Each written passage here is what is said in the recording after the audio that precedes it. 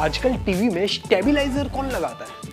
आजकल तो टीवी में ऑलरेडी इनबिल्ट स्टेबलाइजर आता ही है। ऐसा ही मुझे एक सेल्समैन ने कहा जब मैं ये 55 इंच का टीवी लेने गया। अभी मेरे घर पे वोल्टेज सर्ज आया है जिसकी वजह से कुछ सीलिंग लाइट्स बंद हो चुकी। ये सारी सीलिंग लाइट में से वो एक उड़ चुकी है। अभी हॉल के अंदर ये जो सीलिंग लाइट है ये उड़ चुकी है। अभी सीलिंग लाइट तो उड़ी तो ठीक है, लेकिन साथ में एक 55 इंच का टीवी भी उड़ चुका है। जब मेरा ये टीवी उड़ा तो मैंने उनको फोन करके पूछा तो वो भाई साहब बोले, अरे भैया ऐसा तो होना नहीं चाहिए था, लगता है आपके एरिया के अंदर बहुत ज्यादा ही वोल्टेज की प्रॉब्लम है, ऊपर से वारंटी भी जा चुकी है, देख लो रिपेयर करवा लो। अब नॉर्मली टीवी 1 ईयर की वारंटी के साथ में आती है और हम लोग जनरली एक टीवी को कम से कम 8-10 साल तो चलाते ही है। ऊपर से मैं भी थोड़ा सा कंफ्यूज था कि यार इन बिल्ड अगर स्टेबलाइजर है तो टीवी उड़ कैसे गया। थोड़ा सा रिसर्च किया तो पता चला कि टीवी वाले जो बोलते हैं और वो जो सेल्समैन बोलते हैं कि इसके अंदर इन बिल्ड स्टेबलाइजर है, वो एक्चुअली में इसके अंदर है ही नहीं। जो टीवी के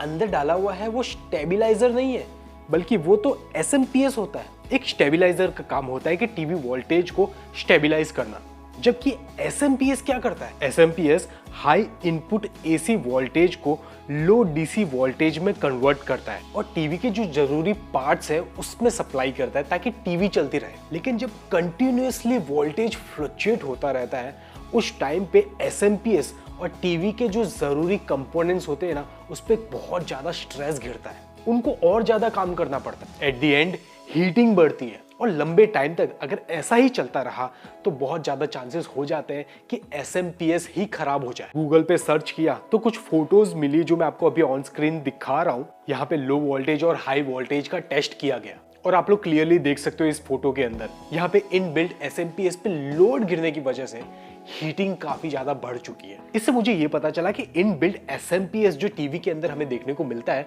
वो टीवी को संभाल तो लेगा, लेकिन कोई गारंटी नहीं है। संभाल लिया तो ठीक है, वरना 50-80 हजार रुपए का टीवी उड़ जाएगा। In short full proof security आपको एसएमपीएस के अंदर देखने को नहीं मिलेगी, जो सिक्योरिटी आपको एक स्टेबलाइजर के अंदर देखने को मिल जाती है। ऊपर से कोई अनब्रांडेड टीवी अगर आपने ले लिया कम प्राइस के चक्कर में, तो किस क्वालिटी का एसएमपीएस उसके अंदर डाला होगा ये तो ना आपको पता होगा ना हमें।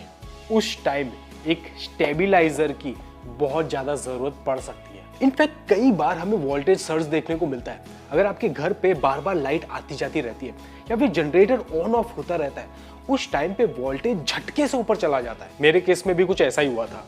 वोल्टेज सर्ज की वजह से कुछ सीलिंग लाइट तो उड़ी, साथ में एक 55 इंच का टीवी भी उड़ गया। वो तो अच्छा हुआ कि मदरबोर्ड नहीं उड़ा और टीवी अप्रोक्सीमेटली 6000 रुपए में ठीक हुआ। नॉर्मली इसी चीज के लिए एक स्टेबलाइजर बहुत ज्यादा जरूरी हो जाता है जो कि सर्ज प्रोटेक्शन को हैंडल कर पाए। अब ये तो पता चल गया कि एक स्टेबलाइजर जरूरी है हमारे टीवी को प्रोटेक्ट करने के लिए, लेकिन कौन सा स्टेबलाइजर लिया जाए? अब जैसे टीवी और मोबाइल के अंदर एक फेमस ब्रांड होता है, वैसे ही स्टेबलाइजर के अंदर वी गार्ड का नाम है। ये काफी कॉमन नेम है। इनफैक्ट अगर आप लोग थोड़ा गूगल भी करोगे तो भी आपको वहां पे वी गार्ड देखने को मिल जाएगा। हमने बॉक्स पे चेक किया तो यस, वहां पे मेड इन इंडिया लिखा हुआ था। इनफैक्ट इनके देश भर में मल्टीपल फैक्ट्रीज है जहां पे ये स्टेबलाइजर बनाते हैं और कोची में इनका हेड ऑफिस भी है। और सिर्फ टीवी नहीं, वी गार्ड के स्टेबलाइजर्स आपको एसी, रेफ्रिजरेटर, वॉशिंग मशीन के लिए भी मिल जाते हैं। In fact first wall mounted design इन स्टेबलाइजर वी गार्ड ही सबसे पहले लेके आया था। अब वी गार्ड के अंदर ही कौन सा स्टेबलाइजर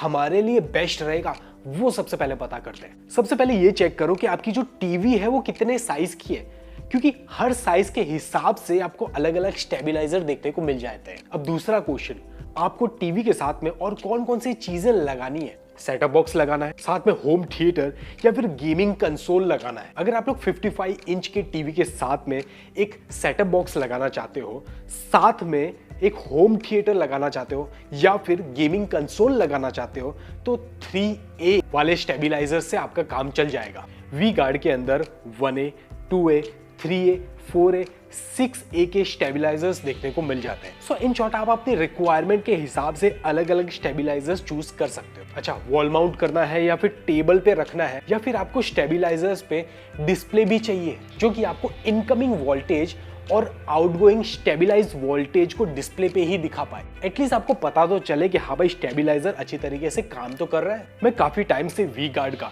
क्रिस्टल TT100 प्लस का स्टेबलाइजर यूज कर रहा हूँ मेरे हिसाब से ये बेस्ट कॉम्पैक्ट स्टेबलाइजर है, क्योंकि ये मेरे 55 इंच के टीवी के साथ में एक सेटअप बॉक्स और होम थिएटर को भी संभाल लेता है। यस, ये 3A के साथ में आता है। इसमें डिजिटल डिस्प्ले है ताकि आप वोल्टेज को मॉनिटर कर सको, incoming voltage and stabilize output voltage. इसमें इन बिल्ड सर्ज प्रोटेक्शन है, सो अगर वोल्टेज सर्ज भी कर जाता है तो भी ये स्टेबलाइजर आपके इंपॉर्टेंट अप्लायंसेस को संभाल लेता है। इसमें in build thermal overload protection भी है, सो अगर कोई शॉर्ट सर्किट होता है या फिर कोई बर्नआउट होता है तो ये चीज इस स्टेबलाइजर को तुरंत बंद कर देगी और पावर सप्लाई को कट ऑफ कर देगी, ताकि आपके इंपॉर्टेंट अप्लायंसेस सेफ रहे। प्लस ये काफी मॉडर्न लुक के साथ में आता है, काफी स्लीक और कॉम्पैक्ट भी है। इनफैक्ट यहाँ पे एक एक्स्ट्रा फ्यूज भी रखा हुआ है, in case you need one, आप इसे यूज कर सकते हो। इसमें आपको 2 प्लग सिस्टम भी मिल जाता है एंड वी गार्ड के क्रिस्टल TT100 प्लस के अंदर आपको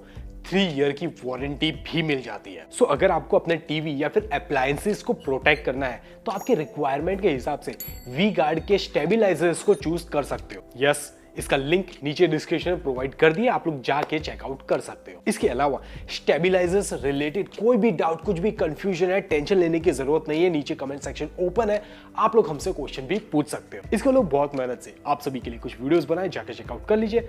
मिलता हूं नेक्स्ट वीडियो में, तब तक के लिए tata bye bye. This is Vivek signing of.